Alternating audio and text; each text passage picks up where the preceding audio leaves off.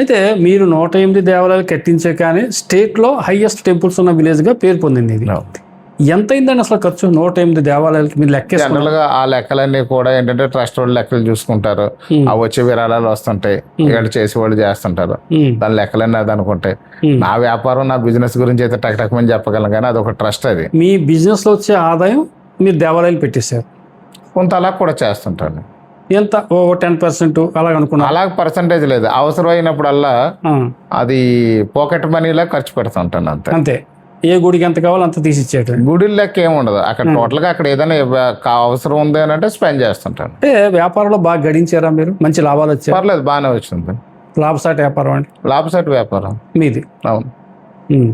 Sudden గా బలరామకృష్ణ గారు sudden గా శ్రీమంతుడు అయిపోయారు అని ఒక ప్రచారం నడుస్తుంది, మీ దాకా వచ్చిందో లేదు? దానికి మీరు ఏం చెప్తారు? అంటే సరే, ఈ సొసైటీలో 2 రకాలుగా ఉంటుంది. ఇప్పుడు మనం ఒక ఉన్నతమైన స్థానం నుంచి కింద పడిపోతే దానికి ఏం చెప్తారంటే వీడి బ్యాడ్ హ్యాబిట్స్, తీసుకున్నటువంటి నిర్ణయాల వల్ల వీడి కింద పడిపోయాడు అని చెప్తారు. ఒక బాగుపడ్డాము అని అంటే దానికి ఏం చెప్తారంటే వీడు ఎక్కడో అక్రమంగా దోచుకొచ్చాడని చెప్తాడు. నేనేమంటానంటే ఆ యొక్క దానికి మన కష్టపడి సంపాదించి 27 ఏళ్ల కష్టం వీళ్ళు ఒక్క రోజులో చూసిన తర్వాత వీళ్ళకి అలా అనిపించింది అంతే. 27 years ఒక పూట తిని ఒక పూట తినకుండా, మీరేంటి ఒక పూట తిని ఒక పూట తినకుండా కష్టపడి పైకి వచ్చినవాడు నేను. కడుపు ఆకలి అంటే ఏంటో తెలిసిన వాడిని. 2 రోజుకి 20 గంటలు పని చేసిన వాడిని. 20 గంటలు పని చేసేవాడిని. నిద్ర ఏంటో తెలియదు. అలాగే ఏ టైంలో భోజనం చేస్తామో తెలియదు. ఒక రాష్ట్రంలో మొదలు పెడితే 3 రాష్ట్రాలు ఒకే రోజు తిరిగినటువంటి పరిస్థితులు కూడా ఉంటాయి బై రోడ్డు. ఇలా రకరకాల కష్టపడి తిరిగి వ్యాపారాలు చేస్తే నా క్లయింట్లు ఎప్పుడు కూడా ఆన్ హ్యాండ్ క్లయింట్లు కానీ మనం చూసుకున్నట్లయితే తక్కువలో తక్కువ వేసుకుంటే 500 మెంబర్స్ క్లయింట్స్ ఉండేవారు. 500 మంది క్లయింట్లు, అందులోనే చిన్న క్లయింట్లు కాదు, ఈసీఎల్, అలాగే బీపీఎల్, బిహెచ్ఈఎల్, ఇలాంటివన్నీ పెద్ద పెద్ద క్లయింట్లు. ఈ క్లయింట్లన్నీ కూడా ఉన్నాయి. ఏపీపీడీసీఎల్ పవర్ జనరేషన్ అంతా నేనే చేశాను 10 years. మరి 10 years పవర్ జనరేషన్ చేస్తే దాన్ని ఆలోచించండి ఏం జరిగిందో. మరి ఇవన్నీ మనం కష్టపడితే 27 years కష్టపడితే వచ్చిన డబ్బుల్ని భూమి మీద పెట్టుబడి పెట్టాం, భూదేవి మీద పెట్టుబడి పెట్టాం. అది ఎకరం 2 లక్షలు కొనుక్కున్నది, ఈవేళ 50 లక్షల మార్కెట్ వాల్యూ. అంతకుముందు 5 లక్షలు కొనుక్కున్నదే ఇప్పుడు 60-70 లక్షల రూపాయలు కూడా ఉంది. సో ఆ విధంగా మనకు వచ్చింది తప్ప ఆ వచ్చిన దాన్ని నోరు కట్టుకుని నాకు ఏ విధమైన వ్యసనాలు లేవు. నేను ఎక్కడికి టూరిజంకి వెళ్ళను, నా ఫ్యామిలీ కూడా వెళ్ళరు. నా భార్య కానీ మా పిల్లలకు కానీ ఈ యొక్క ఎక్స్పెండిచర్ అనేది ఉండదు. కనీసం రెస్టారెంట్కి కూడా వెళ్ళాం, ఇంట్లో వండుకున్న తింటాం ఉంటాం. ఎక్కడైనా క్యాంప్ పెడితే అక్కడ కూడా సింపుల్గా ఉన్న రెస్టారెంట్, సింపుల్గా ఉన్న హోటల్లో దిగి మన పనులు ముగించుకుని రావడం అలవాటు. పొదుపుగా జాగ్రత్తగా ఉంటాం. దేవుడు ఖర్చు పెడతాం, సేవా కార్యక్రమాలు ఖర్చు పెడతాం, పుణ్య కార్యక్రమాలు ఖర్చు పెడతాం, డబ్బులు దాచుకుంటాం. ఇది మా అలవాటు. అలవాటు వల్ల భూదేవి మీద ఇన్వెస్ట్ చేస్తాం. భూదేవి అనేది పెరిగిన దాని మీద ఇప్పుడు ఏదో కోటేశ్వరుడు అనేది కనిపిస్తుంది. అంతే తప్ప మాకు ఎక్కడ అకస్మాత్తుగా ఎక్కడ రాలేదు, ఎక్కడ రాదు కూడా. నేను అలాంటి వాటిని నమ్మను కూడా. పుట్టపర్తి సాయిబాబా ఆధ్యాత్మిక కేంద్రానికి మీకు ఏమన్నా సంబంధం ఉందా? అంటే వీళ్ళకి బుద్ధుమాలోళ్ళు బుద్ధుమాల మాటలు మాట్లాడుతూనే ఉన్నారు. ఒక అబద్ధాన్ని 10 సార్లు మాట్లాడితే దాన్ని నిజం చేద్దామని కొంతమంది ప్రయత్నాలు చేస్తున్నారు. కానీ నిజానికి నేను చాలాసార్లు గత 4 ఏళ్ళుగా కూడా రాజకీయాల్లోకి వచ్చిన దగ్గర నుంచి ఒకటే అడుగుతున్నాను. నేను పుట్టపర్తి సాయిబాబా టెంపుల్కి వెళ్ళినట్టు నిరూపిస్తే నేను రాజకీయం ఈరోజే ఎమ్మెల్యే పదవి కూడా రాజీనామా చేస్తాను. అవునా? ఒకటి, ఆయన పుట్టపర్తి సాయిబాబా ట్రస్ట్కి కానీ ఆయన అనుబంధ సంస్థలకు కానీ నాకు సంస్థతో కానీ నాతో కానీ ఏదైనా రిలేషన్ ఉన్నప్పుడు నిరూపిస్తే రాజకీయాలు ఈరోజే వదిలిపెట్టేసి నా ఎమ్మెల్యే పదవి కూడా రాజీనామా చేసి ఈ యొక్క మా విలేజ్ మా నియోజకవర్గం వదిలేసి వెళ్ళిపోతాను. రాజమండ్రి కూడా వదిలేసి వెళ్ళిపోతాను ఎవడన్నా నిరూపిస్తే. డబ్బులు తెచ్చామో లేదు అక్కడి నుంచి ఏదో జరిగింది అనేది పక్కన పెట్టండి. వాళ్ళ సత్య సాయిబాబా ట్రస్ట్కి నేను సర్వీస్ చేసినట్టు మీరు నిరూపిస్తే, లేకపోతే సత్య సాయిబాబా ట్రస్ట్కి మాకు ఏదైనా చిన్న రిలేషన్ ఒక సర్వీస్ మ్యాటర్లో అయినా సరే, లేదా ఆ యొక్క ట్రస్ట్కే కాదు వారి అనుబంధ సంస్థలకైనా సరే మాతో లింక్ ఉంది అనేది ఎక్కడైనా కనీసం 1% వాళ్ళ రికార్డెడ్గా కానీ చూపించిన, లేకపోతే నేను సత్యసాయిబాబా ట్రస్ట్కి వెళ్ళి 2 రోజులు అక్కడ నేను బస చేసినట్టు కానీ, 1 రోజు బస చేసినట్లు కానీ మీరు నిరూపిస్తే కూడా నేను నా ఎమ్మెల్యే పదవికి కూడా రాజీనామా చేసి ఇచ్చేస్తాను. నేను రాజకీయాలు శాశ్వతంగా వదిలేస్తాను. ఇంకెంతకంటే ఏం చెప్పలేం. ఇంకేమైనా కావాలంటే చెప్పండి. మీరు గ్రామాల అభివృద్ధి కోసమే, సొంత గ్రామం, సొంత నియోజకవర్గ అభివృద్ధి కోసం వచ్చారా? అంటే గత పాలకులు ఏమీ చేయలేదన్నా మీ ఉద్దేశం? సరే, యాక్చువల్గా వైసీపీ పాలనలో రాజానగరం నియోజకవర్గంలో గంజాయి బ్యాచ్ అభివృద్ధి చెందింది, బ్లేడ్ బ్యాచ్ అభివృద్ధి చెందింది, భూ కబ్జాల వాళ్ళు అభివృద్ధి చెందారు, స్థల కబ్జాల వాళ్ళు అభివృద్ధి చెందారు, క్రికెట్ బెట్టింగ్ వాళ్ళు అభివృద్ధి చెందారు. ప్రజలు మాత్రం అభివృద్ధి చెందలేదు.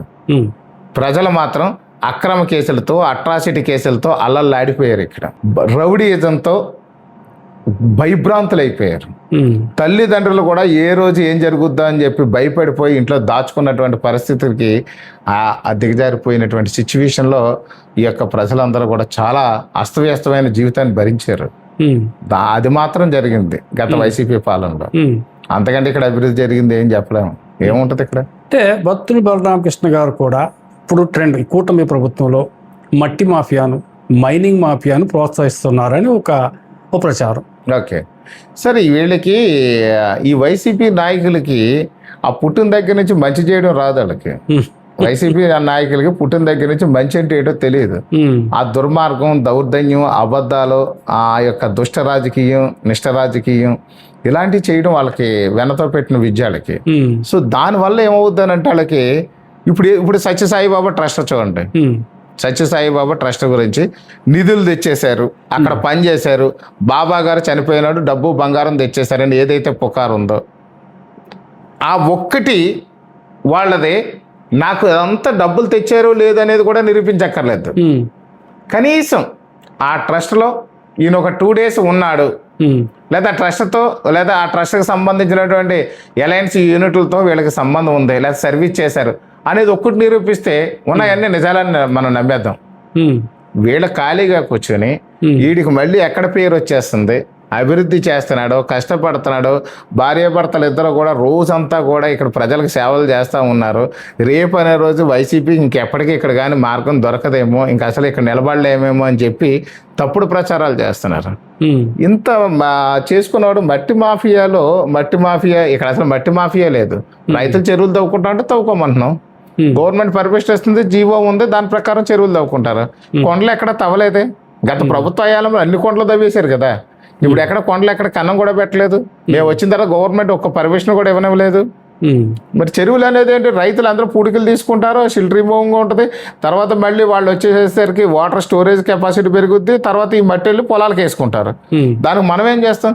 అసలు ఇప్పుడు మట్టి అడిగేవాడు కూడా మార్కెట్లో మట్టికి ఫిల్లింగ్కి కూడా ఏమి అవసరాలు లేవు. రియల్ ఎస్టేట్ ఇంకా స్టార్ట్ అవ్వలేదు. నిజంగా వాళ్ళంతా ఒక అపోహ సృష్టిస్తారు. ఇసుక లేకపోయినా ఇసుక గుట్ల పెడితే కొనేవాళ్ళు లేడని చెప్పేసి ఇసుక వ్యాపారులు అనుకుంటున్నారు. ఇక్కడ కొనడానికేమో ఎక్కడ రియల్ ఎస్టేట్ ఎక్కడా లేదు అని చెప్పేసి వీళ్ళు బాధపడుతుంటే వీళ్ళు ఇసుక మాఫియా అంటారు. వాళ్ళు చేసినప్పుడు ఇసుక మాఫియా చేశారు. ఇప్పుడు ఇక్కడ ఇసుక మాఫియా ఎక్కడ ఉంది, మట్టి మాఫియా ఎక్కడ ఉంది? అసలు మాఫియా అంత అవసరం ఏముంది? మాఫియా అంత అవసరం లేదు. 4 కాంట్రాక్టులు తెచ్చుకుంటే నెలకు 4 కోట్లు మిగులుతాయి. ఎందుకు ఇదంతా మనకి? మీరు ఇండస్ట్రీస్ తీసుకొస్తాను రాజానగరం నియోజకవర్గానికి, ఏంటంటే అది ఏమైనా స్టార్ట్ అయిందా? ఖచ్చితంగా ఇప్పుడు స్టార్ట్ అయింది. పవన్ కళ్యాణ్ గారికి ఇప్పుడు సర్జరీ అయింది. యాక్చువల్గా 3 నెలల నుంచి కూడా ఆయన విజిట్ ఉంది. మనకి ఇండస్ట్రియల్ పార్క్ కూడా త్వరలో ఓపెన్ చేస్తున్నాం. చాలా ఇండస్ట్రీస్ రెడీగా ఉన్నాయి. 600 కంపెనీలు అందులో పెట్టడానికి రెడీగా ఉన్నారు. ఇప్పుడు మనం త్వరలో అది ప్రారంభిస్తాం. పవన్ కళ్యాణ్ గారు వస్తా ఉన్నారు. సో దానికోసం 3 months నుంచి వెయిట్ చేస్తున్నాం. 29లో మీరు పోటీ చేస్తారా, మేడం గారు పోటీ చేస్తారా? అది పవన్ కళ్యాణ్ గారు తీసుకునే నిర్ణయం మీద ఆధారపడి ఉంటుంది. 2019లో జక్కంపూడి రాజా గారు అడిగితే మేడం గారిని ఎంపీటీసీగా పోటీ చేయించారు. కానీ మీకెందుకు ఆలోచన రాలేదు? మా పార్టీ ఒకటి ఉంది, జనసేన, అప్పుడే 19లోనే. అసలు రాజకీయాల గురించే తెలియదు నాకు. ఇక్కడ రాజకీయాల గురించి పవన్ కళ్యాణ్ గారి గురించి తెలుసు, చిరంజీవి గారి గురించి తెలుసు. ఒక సినిమాలో వారి యొక్క ఆర్టిస్టు కాబట్టి వారి సినిమాలో హీరో, మన సినిమాల ఫ్యాన్స్ అంతే, అంతవరకు తెలుసు తప్ప ఈ పార్టీల గురించి రాజకీయాల గురించి తెలియదు. ఆ ఎంపీటీసీ అనేది ఏదో ఆయన ఏదో చెప్తున్నాడు, ఇదేదో వింటుంది ఏదో అన్నట్టు నేను లైట్ తీసుకున్నాను తప్ప పాలిటిక్స్ గురించి నేను చూడలేదు. యాక్సిడెంటల్ గా వచ్చారు అంతే. రెగ్యులర్గా ఏదైనా పని మీద ఇక్కడ ఈ చుట్టుపక్కల ఎక్కడ వచ్చినా ఆవిడ ఇక్కడ భోజనాలు అవి పెడుతుండేవారు. ఆ భోజనాలు అవి ఇక్కడే మన ఇంట్లోనే భోజనం చేసి వెళుతుండేవారు. వెళతంలో క్యాజువల్ డిస్కషన్లో ఒక డిస్కషన్ అంతే. అది క్యాజువల్ డిస్కషన్లో నేను కూడా అదేం పెద్దగా తీసుకోలేదు. ఒక ఎంపీటీసీ పోటీ చేయడం ఏంటి ఇవన్నీ నాకు అవన్నీ పట్టించుకోలేదు. నేను సర్లే ఏదో ఒకటి చేస్తానంటదిలే, ఇప్పుడు చేస్తే చేయని అనుకున్నాను తప్ప ఏం లేదు అందులో. హలో, తెలుగు రాజ్యం ఛానల్ చూస్తున్నారా? సామాజిక రాజకీయ జీవన చిత్రణే తెలుగు రాజ్యం. అతిశయోక్తులు అసత్యాలు ఉండవు. రాజకీయ కోణం కాదు, ప్రజా కోణమే కొలబద్ద. తెలుగు రాజ్యం వీక్షణ మీ ఉత్తమ అభిరుచికి నిదర్శనం.